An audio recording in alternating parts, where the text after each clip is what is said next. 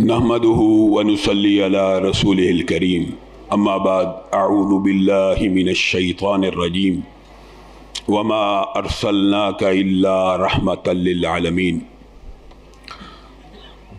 معزز سامعین گرامی قدر، سب سے پہلے تو میں اپنے برادر عزیز کاشف نسیم دلکشا صاحب کا اور اذان انسٹیٹیوٹ کا شکر گزار ہوں کہ اس نے آپ لوگوں سے ہم کلام ہونے کا موقع عنایت فرمایا۔ مجھے کاشف بھائی نے جس موضوع کو منتخب کرنے کا حکم کیا اس حوالے سے چند گزارشات کو آپ کے سامنے رکھوں گا کہ نبی کریم صلی اللہ علیہ وسلم رحمت للعالمین کیسے ہیں، اور حقیقت بات تو یہ ہے کہ اللہ رب العزت نے کلام حمید کے اندر قرآن پاک کی ابتدا بسم اللہ الرحمن الرحیم سے کی، یعنی اللہ نے بھی قرآن پاک کی ابتدا میں جو اپنے لیے صفت کو چنا وہ الرحمن الرحیم کی ہے، اور پھر بسم اللہ ختم ہونے کے بعد الحمدللہ رب العالمین الرحمن الرحیم۔ اللہ رب العزت نے پہلے ہی قرآن پاک کے صفحے کے اوپر سب سے اہم صفت کا جو ذکر کیا وہ رحمت ہے، اور اللہ رب العزت نے اپنے عرش عظیم کے اوپر اس جملے کو کندہ فرمایا کہ میری رحمت میرے غضب کے اوپر ہمیشہ غالب رہے گی۔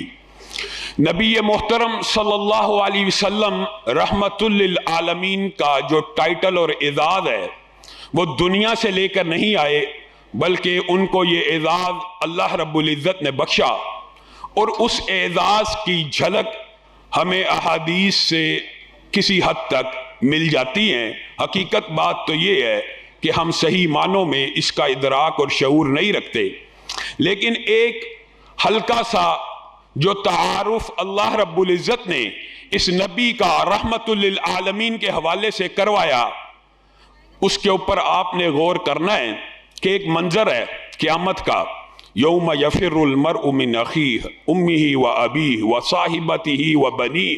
ہر بندہ بھاگ رہا ہے، ہر بندہ ایک دوسرے سے دور جا رہا ہے، ماں بیٹے سے، بیٹا باپ سے، باپ بیٹے سے، بھائی بھائی سے۔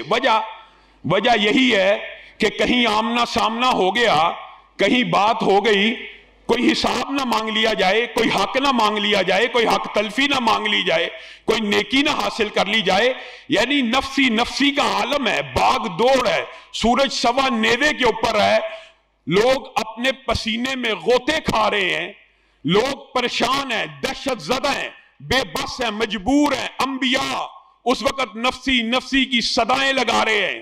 اس پریشانی کے عالم میں پوری انسانیت کو ایک گول کی صورت میں آدم کے سامنے پیش کیا جاتا ہے۔ کہتے ہیں باپ آدم، مشہور حدیث ہے، مختصر کرتا ہوں، اب تو تھک چکے ہیں، اب تو یہاں پہ کھڑے کھڑے پسینوں میں غوطے کھا کھا کر اس دن کی گھبراہٹ سے کہ جب حاملہ عورتیں حمل گرا دے، وَتَرَى النَّاسَ سُكَارَى، تو لوگوں کو دیکھے گا کہ نشے میں ہے، وَمَا هُمْ بِسُكَارَى، حقیقت میں وہ نشہ تو نہیں ہوگا۔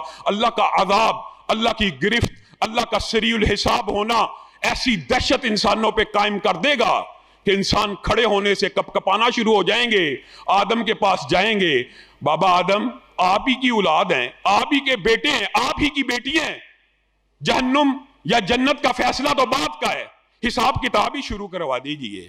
کہیں گے میں تو نہیں کہہ سکتا، اور بخاری شریف میں اس کی تفصیل موجود ہے، جو پڑھنا چاہے پڑھ سکتا ہے۔ میں تو جنت سے نکالا گیا ہوں، نوح کے پاس جاؤ، پہلے اولو العزم پیغمبر اور رسول ہے، نوح کے پاس جائیں گے، نوح ابراہیم کے پاس، ابراہیم موسیٰ کے پاس، موسیٰ عیسیٰ کے پاس بھیجیں گے۔ پوری انسانیت کا حساب کتاب شروع کرنے کے لیے بھی اگر ریکوائرڈ ہے، درکار ہے، تو وہ رحمت للعالمین درکار ہیں کہ پوری انسانیت قیامت کے دن ان کے روبرو پیش ہوگی۔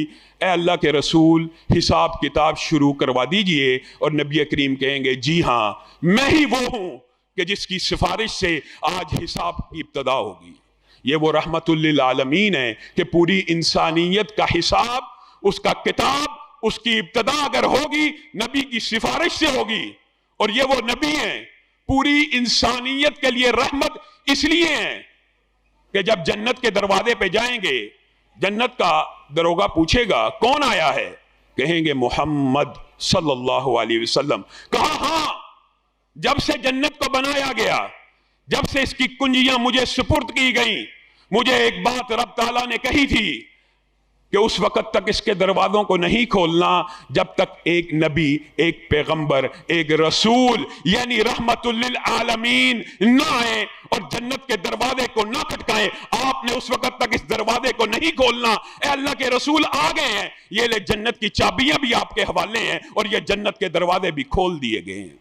ये वो रहमतुल लिल आलमीन है जो सिर्फ उस दिन के लिए रहमतुल लिल आलमीन नहीं है, बल्कि रहती दुनिया के लिए, और दुनिया के अंदर भी अहादीस के अंदर बहुत सी ऐसी बातें और वाकयात मिलते हैं।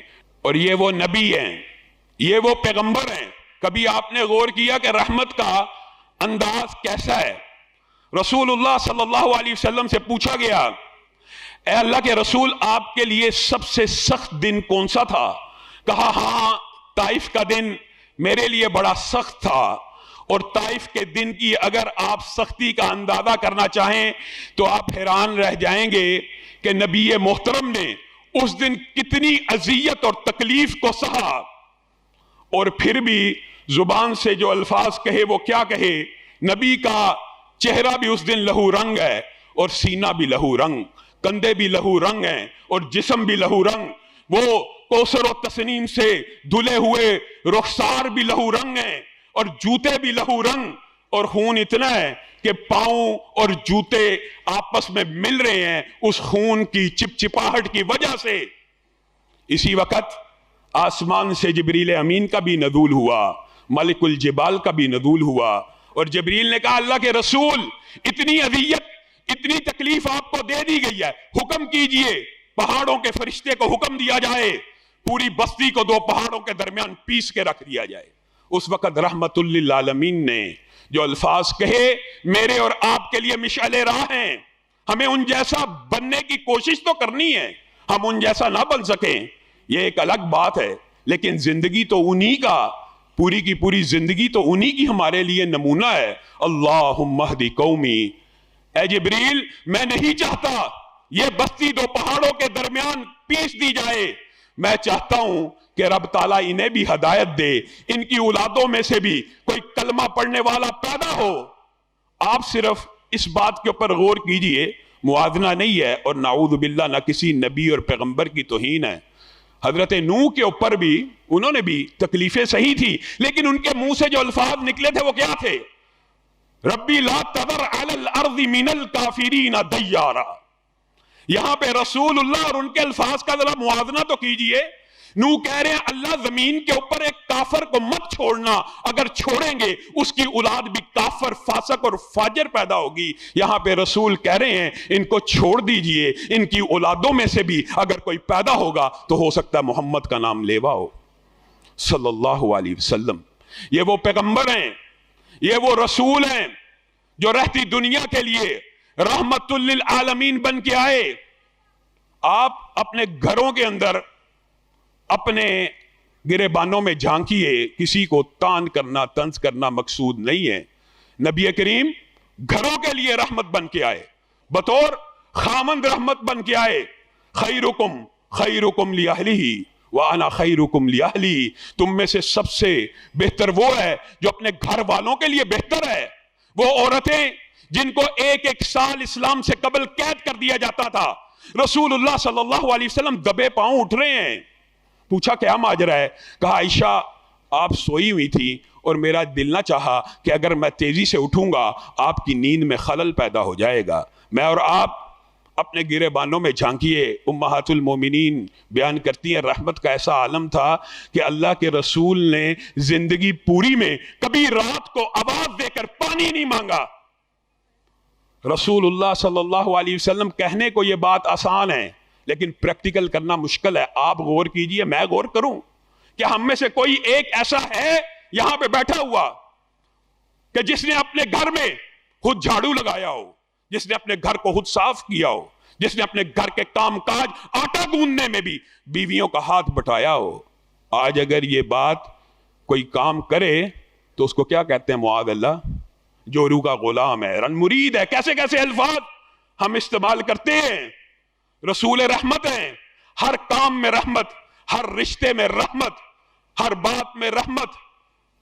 اور اگر آپ غور کریں تو وہ اذا بشر احدهم بالانثى ظل وجهه مسودا، وہ لوگ جن کو جب بیٹی کی پیدائش کی خوشخبری سنائی جاتی تو ان کے چہرے سیاہ پڑ جاتے، وہ اس خوشخبری کو برا محسوس کرتے. اس کنبے میں، اس قبیلے میں، اس معاشرے میں ایک ایسا رسول آیا جس نے بچیوں کو زندہ درگور کرنے سے صرف روکا نہیں بلکہ کیا کہا؟ جس نے 3 کی کفالت کی جنت میں داخل ہوگا.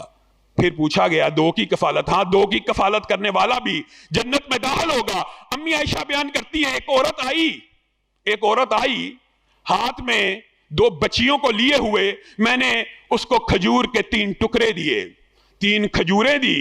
اس نے ایک کھجور ایک بچی کے منہ میں ڈالی، دوسری کھجور دوسری بچی کے منہ میں ڈالی. انہوں نے کھا لی، تیسری خود کھانے کا ارادہ رکھتی تھی تو بچیاں تو کھا چکی ہیں. انہوں نے للچائی ہوئی نظر سے ماں کو دیکھنا شروع کیا. ماں کی آنکھ میں پانی آ گیا. اس نے اس کھجور کو بھی 2 ٹکڑوں میں تقسیم کیا اور بیٹیوں کے منہ میں ڈال دیا. رسول اللہ صلی اللہ علیہ وسلم نے جو الفاظ کہے یہ بیٹیوں کے لیے رحمت للعالمین ہیں. کیا کہے؟ کہا عائشہ تجھے پتہ ہے ان کھجور کے 2 ٹکڑوں کی وجہ سے جو اس نے اپنی بیٹیوں کی پرورش کے لیے ان کے منہ میں ڈالی ہے، اللہ نے اس کے اوپر جنت کو واجب کر دی ہے.